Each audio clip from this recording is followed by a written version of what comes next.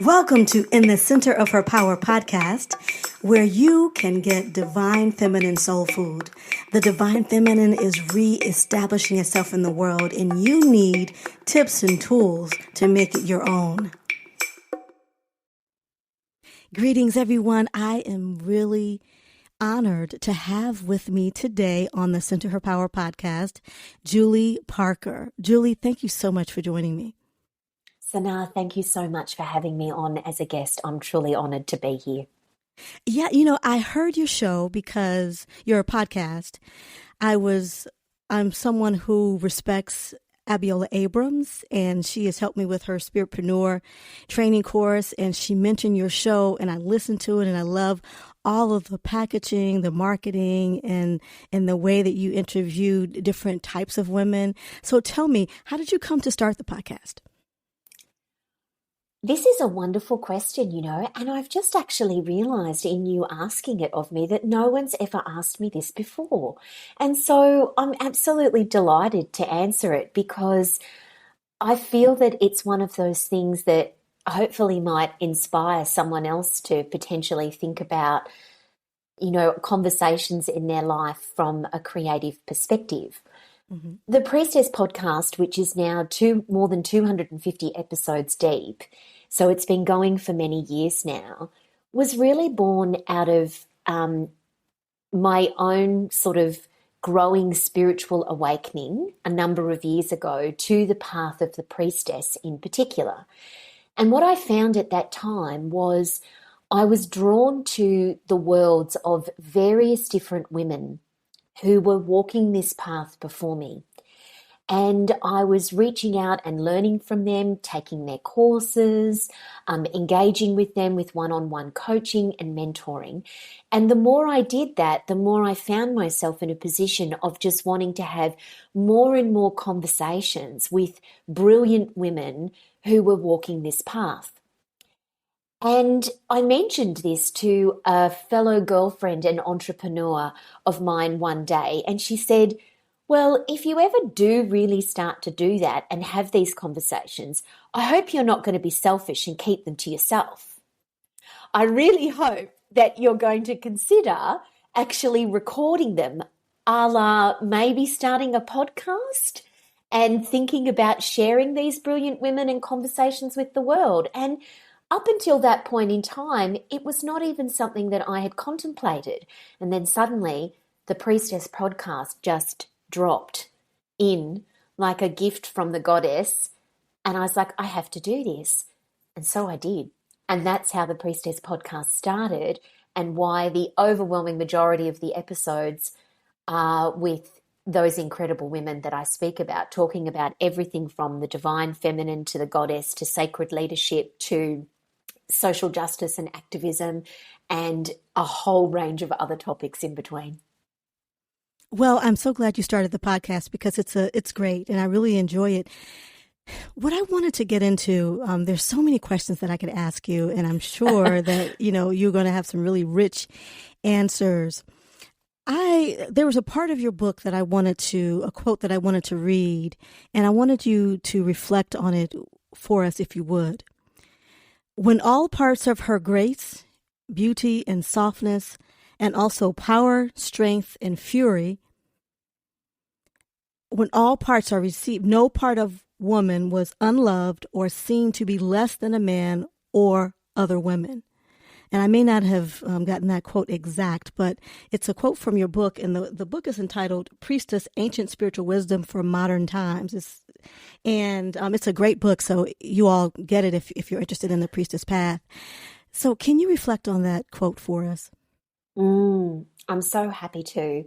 It really is a quote that is a reflection of a time in the world, Sana, pre-patriarchy.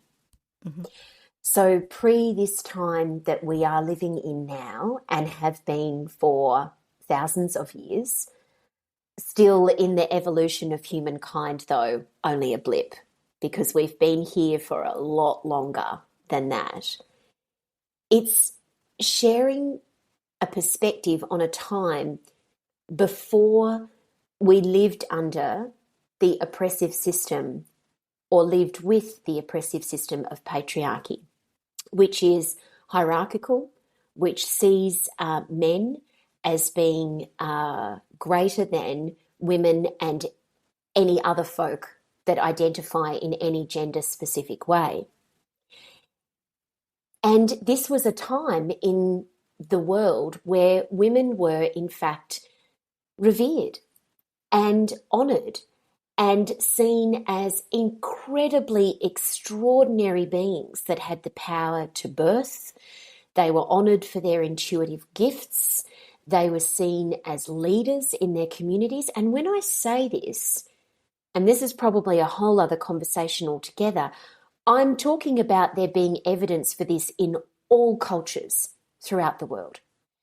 African cultures, Asian cultures, in Celtic cultures, everywhere, where women took on varying different leadership roles in their communities as oracles, seers, midwives, witches, healers, warriors, and were not seen in the way they were post-patriarchy, which is so often steeped in suspicion and less than, and being corralled into boxes and labels around their sexuality and their supposed weakness and so many other things. And so it was really important to me in writing this book to speak about that time, the time when in the ancient world the priestess was so honoured and so revered, and that patriarchy stripped and took that from us in so many different ways. But of course, now what we're seeing with extraordinary priestesses such as yourself and so many others, a reclaiming of that. We have always been these sacred leaders in varying different ways if we choose to identify with them. It's not that we never were. Once we were, and now we are claiming to be again. So well put. I was just thinking about how so much of the ways that we think about ourselves, the ways we think about sexuality, are actually tainted with notions of patriarchy. Oh, yes. You know, just the whole, it feels to me like so much of how women are acculturated to want to get married and have children, which is nothing wrong with getting married, nor is there anything wrong with having children. However, even the sexual act is looked upon as something that benefits the man. I mean, sometimes women, and I was watching a documentary, and it said that over 60% of women have never had an orgasm, but men, almost 100% of men have orgasms almost all the time. They have sex. And, you know, and really that whole notion of sometimes women feeling like, well, I didn't really enjoy it, but I enjoyed part of it. I didn't have an orgasm, but he did. And I don't know how I got to talking about sex, but to me, it's sexuality and our vaginas and our that were intricately linked to our spirituality. And when the patriarchy developed systems to control the culture, then one of the main systems that they had to upend was the system that women connected to spirituality, to the earth, and through their vagina and through the earth. So for me, looking at how patriarchy has been so ingrained in just in how we think about ourselves, how we understand pleasure, how we understand our vaginas as just something to give birth to have a child, primarily for a man, hopefully a son. For many women, having a son is a greater joy than having a daughter. Well, not for all, but you know, for some. So I wonder if you could reflect for me on how you think, other ways that you see patriarchy has shaped the way women think about themselves. Oh, wow. This is a big question, Sana. Well, just a little bit. Yeah, sure. And look, I think I'm not going to profess myself as being a patriarchal expert in any way, but just like you, I am a woman who has lived, my whole life within the system, oppressive system of patriarchy. And I think it's very, very important to mention that with the onset of patriarchy, or at least the expansion and growth of it to almost every part of the globe, apart from where potentially we may still see very small matrifocal cultures existing, we're also talking about the spread and influence of other systemic oppressions that go with it, including white supremacy and capitalism. All three of those things are in bed with each other. They all influence each other. They all uphold each other in various different ways. And so from my perspective, there is not one corner of a woman's life that the patriarchy and systems like capitalism and white supremacy, who are right there with it, does not impact in some way. It impacts sexuality. It impacts earning capacity. It impacts relationships. It impacts self-identity, internalized oppression, and so many other things.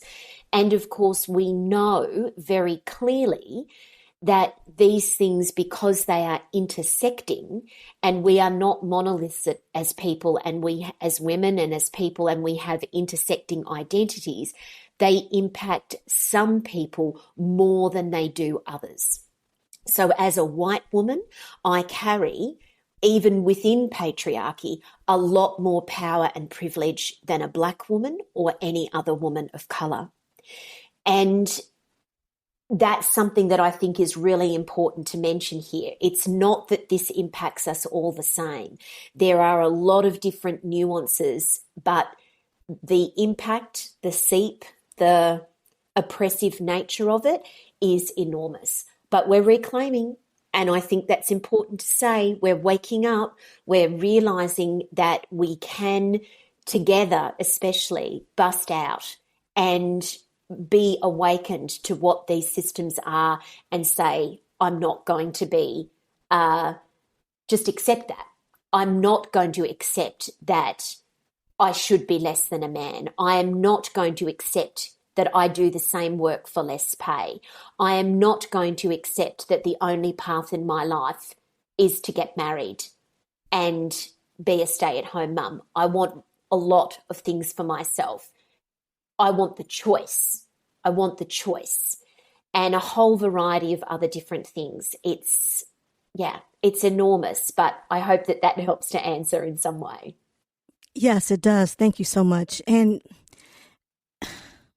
when we look at systems of oppression, and I know myself to be a woman, a black woman, a woman of African descent who was born in the United States, and I do know that I have had ancestors who were enslaved. So the fact that I'm here to speak about it in my right mind is a testament to the strength of my ancestors. And I'm glad that you are aware, because when we're looking at the systems of oppression that you spoke about, even though white women, and it's different now, maybe can wield more power than women or people of color. Still, often women were also in oppressive systems where they were limited. The whole idea really of, and I know you talked about growing up on a farm, the whole idea of women coming into the house and putting on a corset and being kind of up on a pedestal. And in some cases, the men were off leading separate lives to the women who were the mistress of the manor, so to speak. So the limitations have impacted not just women of color, not just white women, but it has impacted all people depending on where you are in the hierarchy. Completely. So, mm-hmm. Yeah, it absolutely has. And that is a perfect evidence of the relationship between patriarchy and capitalism, because what was the norm pre-patriarchy is that we lived, both men, women, and people of all genders, in a much more communal way. We were not separated out into individual houses and smaller units. That's something that came about during and post-industrial revolution, when people were forced to move off the land and off many farms into cities, into living in closer proximity to each other, and yet not in their hearts closer, but rather in small houses and silos. And this is where, from a sisterhood perspective, women were separated from each other so significantly, where once upon a time, children were all looked after together, meals were cooked together, people healed together, sang together, communed together spiritually in so many different ways. When we moved into individual houses and family units, we separated from each other in that way.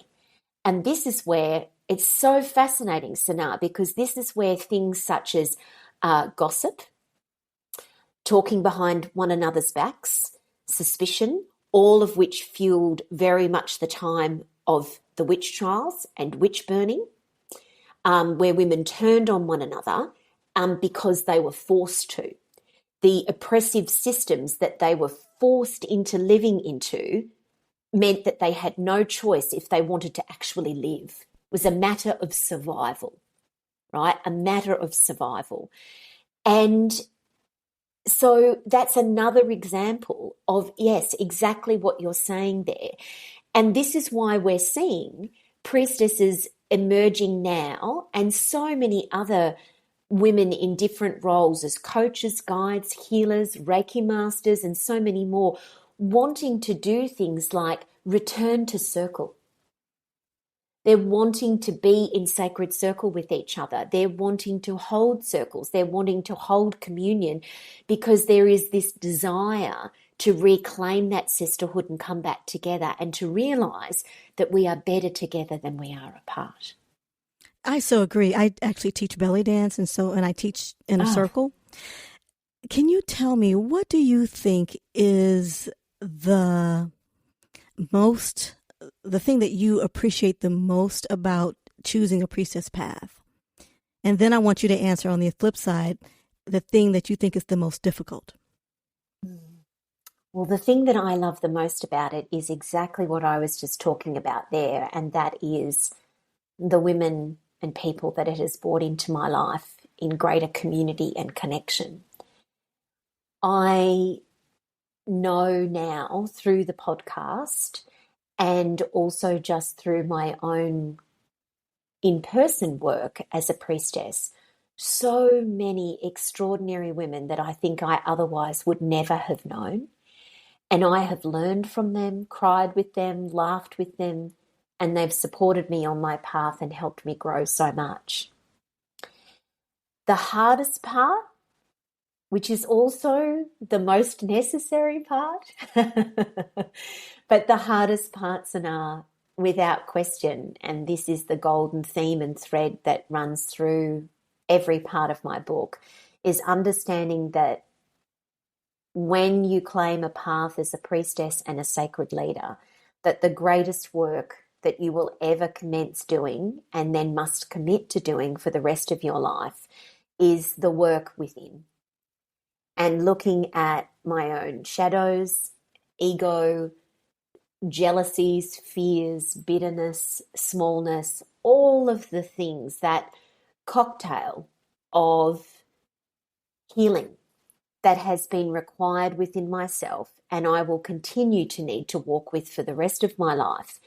That is the true path of a sacred leader, and recognizing that it's not something that can be seen externally. You know, I love a good flower crown or pretty flowing dress, just like many priestesses, right? It's just the accoutrements. It's just the stuff on the surface. It's not the real guts. It's not the real heart of it. The real guts of it is looking at all of those things that keep me small, that make me compare myself to others, that make me not be in my fullest shining light and expression. And that's the path that it is for all of us. Thank you so much for sharing that, Julie. I really resonated with your book when you talked about, some of the reticence you felt about naming yourself as a priestess. I had a lot of very similar reticence about naming myself a healer. And, I started calling myself a healer and moving forward, and then stopped calling myself a healer. And this whole naming, it was almost as if, who do you think, for me, it was, who do you think you are by calling yourself that? And what kind of responsibility will you have once you start to call yourself that? And I wonder if you could talk a little bit about someone who might be at the precipice of understanding who they are, understanding their spiritual power, and wanting to name themselves something else. This is a beautiful question, because I know that it's one that many leaders, whether they are feeling for themselves that they are either a priestess or a witch or a healer or an oracle or a seer, really struggle with. And that is, once again, a hangover and influence of the patriarchy. Because once upon a time, just exactly like what we were talking about earlier in our interview, women pre-patriarchy had no issue whatsoever in calling themselves such things, usually because they were very aware that they came from a lineage with their mother and or their father, most often their mother, but it could have been either, that meant they knew, I am a priestess, I am a seer, I am a psychic, I am a healer. And so there was no question about that, because they had no need to question themselves.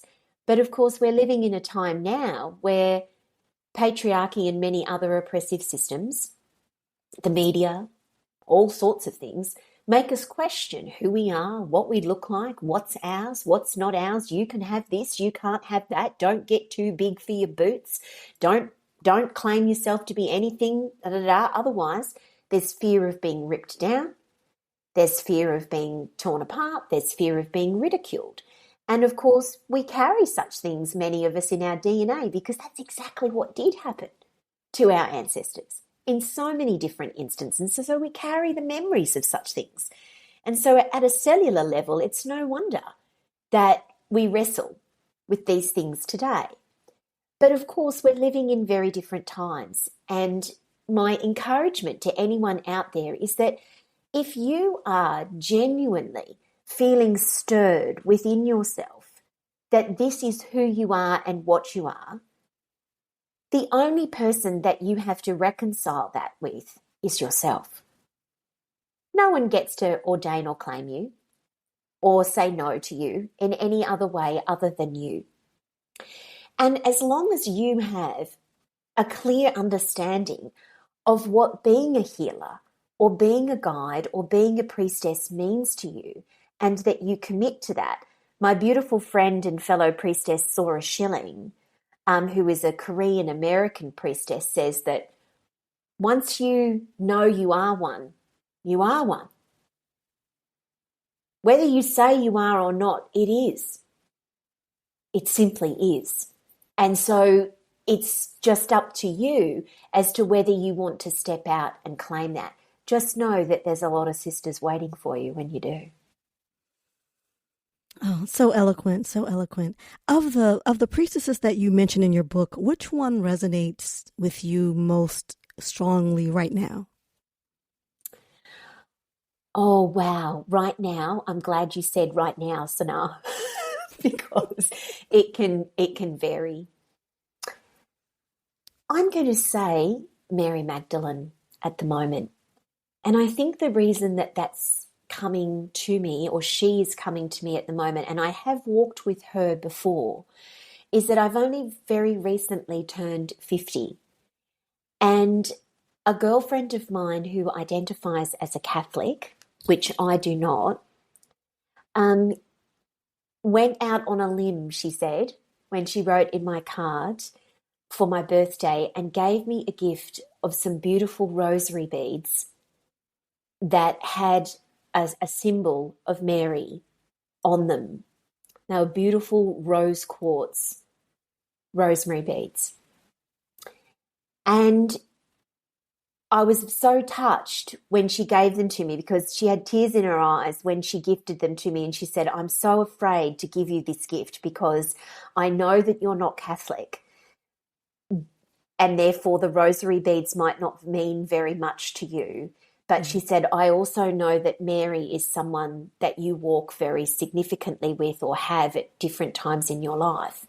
And she said, and so I wanted to give this to you for use in any way that you desire. And she said, because what I'm seeing, she said, with modern Catholic women is that they're starting to use rosary beads in so many different modern interpretive ways.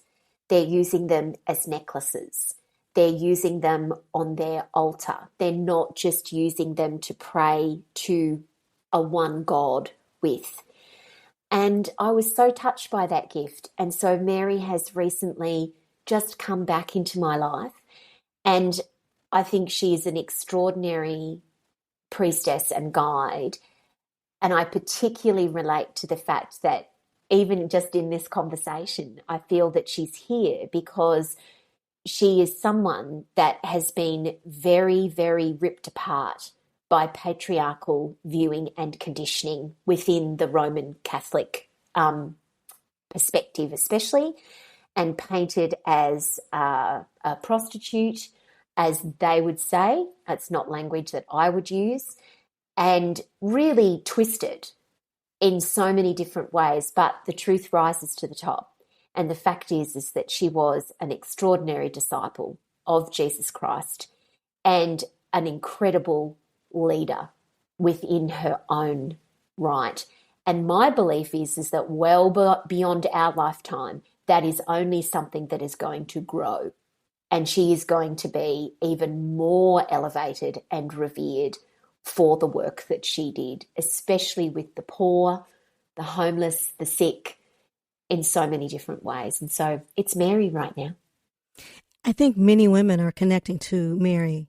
I've noticed that on social media, there are many women who are connecting to that energy. I'm reading a book right now about Mary as a priestess and the, I'm not going to get the word right, but birth without sperm, having a child without sperm.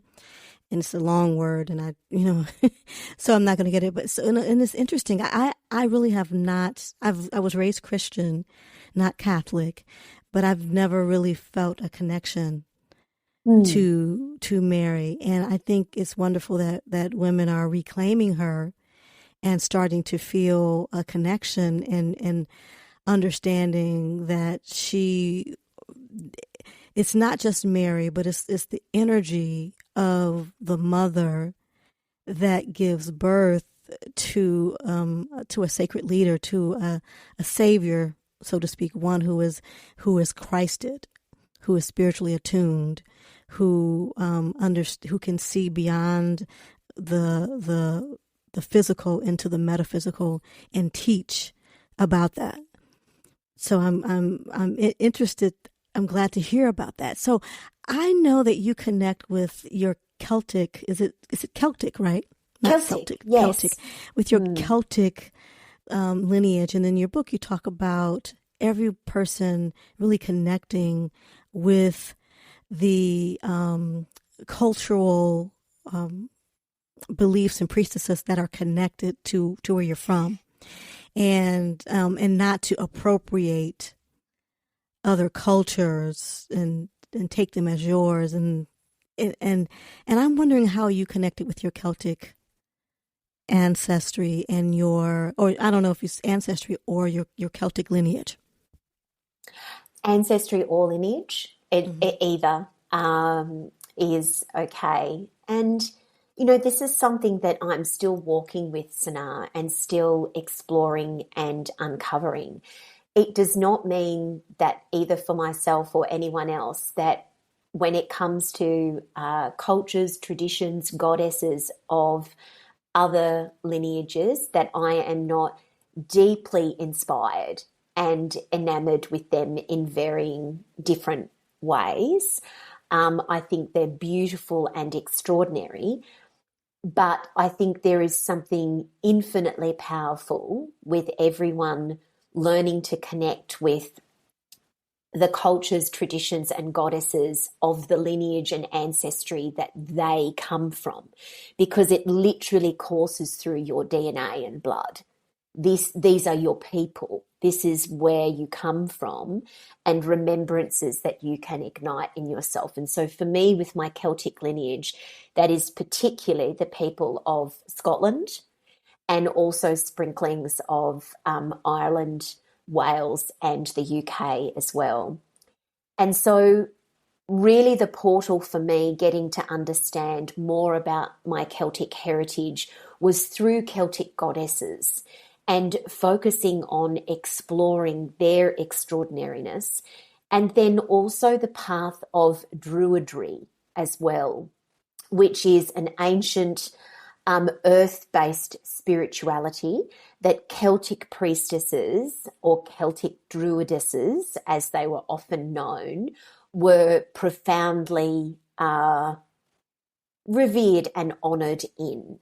And that is, the lineage that I extend from. One of the ways that I enhanced this enormously for myself, and I wish to acknowledge that this comes with enormous privilege, that I was even able to do this, was I went on what I suppose some would say was a pilgrimage to Scotland and Ireland and England, and took my darling husband with me and dragged him to various different goddess and spiritual sites, everything from the Well of St. Bridget to Glastonbury and the Chalice Well, and all around exploring ancient sites as I went on that pilgrimage, and it was life-changing. And I absolutely adored every single moment of it and cannot wait to return. There were particular moments, particularly in Scotland. It did not happen everywhere, but I remember being in a country town outside of Scotland called Stirling, and standing on land there and being utterly, even just talking about it now makes my voice wobble, being utterly overwhelmed with the sense and feeling that I had been there and knew that I had been there before.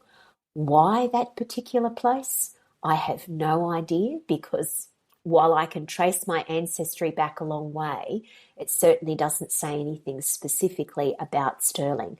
But Scotland's only a small country, and so somewhere in there, I believe my folk to have been, at least in part, from around there. It was extraordinary, and for anybody that has an opportunity to go back to your homeland, or go back to where you potentially know your lineage and ancestry comes from, I can't recommend it enough. Yeah, I have, my maternal lineage is from Madagascar. So I would definitely love to go there. And I also have, there are so many other cultures that are a part of my DNA mixture.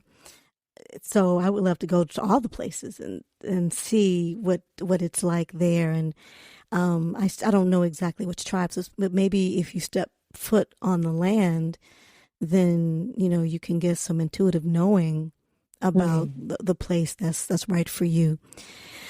So I really appreciate your time. Can you tell us, Julie, if someone wanted to work with you or connect with you, what's the best way to do that? Or do you have any things coming up where people can become engaged with you?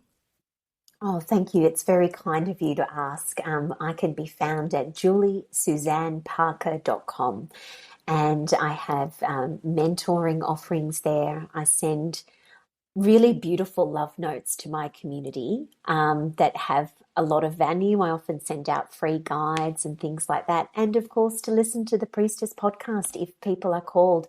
It's free. You know, it's free and on the airwaves to listen to, just like Center Her Power podcast. And yeah, I would love to deeply connect with anyone that would love to. Julie Parker, thank you so much for appearing on Center Her Power podcast. Thank you, Sana. It's been an honor.